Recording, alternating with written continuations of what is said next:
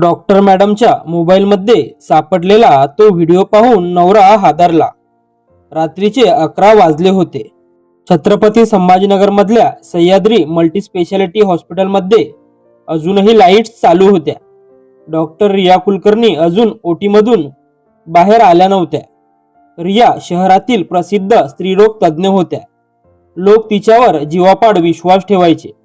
शांत स्वभाव, हुशार डोकं आणि चेहऱ्यावर कायम आत्मविश्वास. तिचा नवरा आदित्य हा आर्किटेक्ट होता. दोघांच्या लग्नाला 4 वर्ष झाली होती. वरून पाहिलं तर त्यांचं आयुष्य परफेक्ट वाटायचं. पण प्रत्येक सुंदर घरामागे काही न सांगितलेली गुपितं असतात आणि रियाच्या आयुष्यातही एक असंच गुपित होतं. त्या रात्री रिया घरी आली तेव्हा ती खूप अस्वस्थ दिसत होती. आदित्यने विचारलं, सगळं ठीक आहे ना? रिया जबरदस्ती हसली, हो, फक्त थकले. ती पटकन बेडरूम मध्ये गेली. आदित्यला काहीतरी विचित्र वाटलं, कारण रिया नेहमी त्याच्याशी सगळं शेअर करायची. पण गेल्या काही दिवसांपासून ती सतत टेन्शन मध्ये दिसत होती. रात्री झोपताना तिच्या मोबाईलवर सतत मेसेज येत होते. रिया ते मेसेज लपवून पाहायची. एकदा तर ती रात्री 2 वाजता उठून बाल्कनीमध्ये जाऊन बोलत होती. आदित्यच्या मनात शंका निर्माण झाली. दुसऱ्या दिवशी सकाळी रिया हॉस्पिटलला गेल्यावर तिचा मोबाईल घरीच राहिला. आदित्यने सुरुवातीला दुर्लक्ष केलं, पण अचानक मोबाईलवर एक मेसेज आला, व्हिडिओ डिलीट कर, नाहीतर सगळं संपेल. आदित्य थबकला. त्याच्या छातीत धडधड सुरू झाली. कुठला व्हिडिओ? कोण पाठवत होतं हे मेसेज? त्याने मोबाईल उघडण्याचा प्रयत्न केला. पासवर्ड. पण काही सेकंदांनी मोबाईलवर पुन्हा मेसेज आला, आज रात्री 8 वाजेपर्यंत डिसिजन घे. आदित्यचा संशय आता भीतीत बदलत होता. त्या रात्री रिया घरी आली.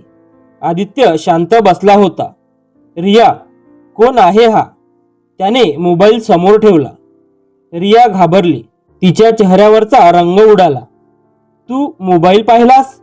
हो, आणि आता मला सत्य पाहिजे. रिया काही क्षण शांत राहिली. तिच्या डोळ्यात पाणी आलं.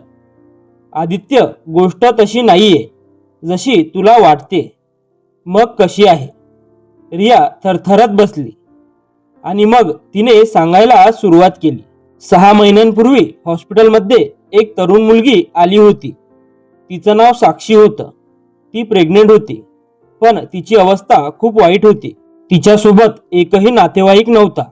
रिया तिच्याशी बोलली तेव्हा साक्षी रडायला लागली. मॅडम, मला हे बाळ नको आहे. रिया हादरली. का? साक्षी काही बोलत नव्हती. खूप विचारल्यानंतर ती म्हणाली, ज्याच्यावर प्रेम केलं त्याने फसवलं. रिया तिला समजावत होती, पण साक्षी सतत घाबरलेली वाटत होती.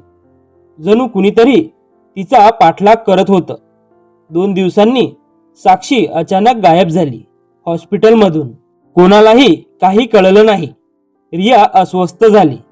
तिने शोधण्याचा प्रयत्न केला, पण काहीच माहिती मिळाली नाही. आणि मग ती घटना घडली.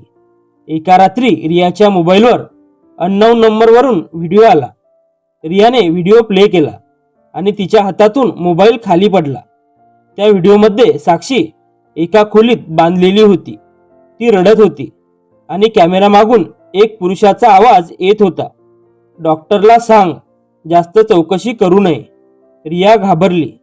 त्या दिवसापासून तिला सतत धमक्या येऊ लागल्या. आदित्य सगळं ऐकून शांत झाला. पोलिसांकडे का गेली नाहीस?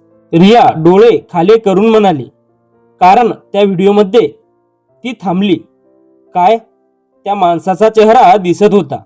मग? रिया रडू लागली. तो तुझा मित्र होता, आदित्य. आदित्यच्या पायाखालची जमीन सरकली. काय? करण? आदित्य हादरला.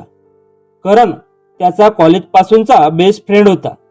घरात सतत येणं जाणं होतं. आदित्यला विश्वास बसत नव्हता.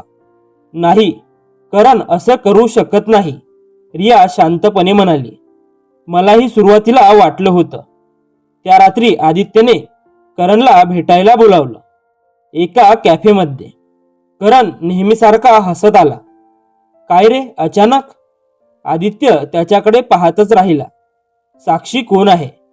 करणचा चेहरा बदलला, फक्त 2 सेकंदांसाठी. पण आदित्यने ते पाहिलं. माहीत नाही, खोटं बोलू नकोस. करण उठू लागला. मला उशीर होतोय. तेवढ्यात आदित्यने मोबाईलवर तो व्हिडिओ दाखवला. करण स्तब्ध झाला. त्याच्या चेहऱ्यावरची भीती स्पष्ट दिसत होती. काही क्षण शांतता. मग करण हळू आवाजात म्हणाला, तुला काहीच माहिती नाही? मग सांग. करणने पाणी प्यायलं आणि जे सांगितलं ते ऐकून आदित्य हादरला. साक्षी करणची गर्लफ्रेंड होती. दोघं रिलेशनशिप मध्ये होते.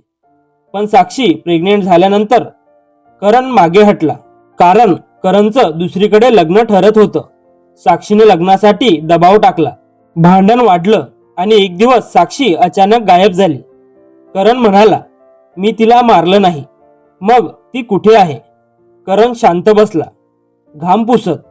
मी फक्त तिला एका फार्म हाऊस मध्ये ठेवून आलो होतो 2 दिवसांसाठी. आदित्य ओरडला, तू वेडा आहेस का? करण रडायला लागला. मी घाबरलो होतो. तेवढ्यात आदित्यच्या मोबाईलवर रियाचा कॉल आला. तिचा आवाज थरथरत होता. आदित्य, कुणीतरी घरात घुसलंय. Call cut. आदित्य आणि करण दोघे धावत घराकडे गेले. घराचा दरवाजा उघडा होता. सगळं अस्ताव्यस्त. रिया गायब होती. टेबलवर फक्त एक चिठ्ठी होती. व्हिडिओ डिलीट झाला नाही. आता उशीर झाला. त्या रात्री पोलिसात कंप्लेंट झाली. तपास सुरू झाला. करण पूर्ण घाबरला होता. 2 दिवसांनी पोलिसांना एक वर्षानुवर्ष बंद पडलेलं फार्म हाऊस सापडलं. तिथे रिया बेशुद्ध अवस्थेत होती. पण साक्षी कुठेच नव्हती. रिया शुद्धीवर आल्यानंतर ती फक्त एकच वाक्य बोलली, साक्षी अजून जिवंत आहे. शेवटी पोलिसांनी करणच्या एका मित्राला पकडलं आणि सत्य बाहेर आलं. साक्षीला पैशांसाठी आणि बदनामी टाळण्यासाठी लपवून ठेवलं गेलं होतं. पण गोष्ट हाताबाहेर गेली. त्या मुलीने पळण्याचा प्रयत्न केला आणि अपघातात तिचा मृत्यू झाला. करण थेट खुर्चीवर बसून रडू लागला. कारण त्याला वाटलं होतं तो फक्त एक प्रॉब्लेम लपवत आहे. पण त्याच्या भ्याडपणामुळे एका मुलीचं आयुष्य संपलं होतं. काही महिन्यांनी करणला शिक्षा झाली. रिया पुन्हा हॉस्पिटलमध्ये काम करू लागली. पण ती आता आधी सारखी नव्हती. एका दिवशी आदित्यने विचारलं, तू एवढं सगळं असूनही लढलीस कशी? रिया शांतपणे हसली आणि म्हणाली, कारण काही लोकांना वाटतं सत्य लपवलं की समस्या संपते. पण खरं म्हणजे सत्य जितकं लपवतो ना तितकंच ते भयानक बनत जातं. कधीकधी चुकीपेक्षा ती चूक लपवण्यासाठी बोललेलं खोटं जास्त आयुष्य उद्ध्वस्त करतं. आणि विश्वास एकदा तुटला की पुन्हा जोडता येतो, पण त्यावरची भेग कायम दिसत राहते. जर ही स्टोरी शेवटपर्यंत पाहिली असेल तर लाईक करा. कमेंटमध्ये तुमचं मत नक्की सांगा आणि अशाच सस्पेन्सफुल स्टोरीसाठी चॅनलला सबस्क्राईब करायला विसरू नका. धन्यवाद. तुमच्या मते करणला माफ करायला हवं होतं का, की त्याने केलेल्या चुकीला शिक्षा योग्यच होती? कमेंटमध्ये नक्की सांगा.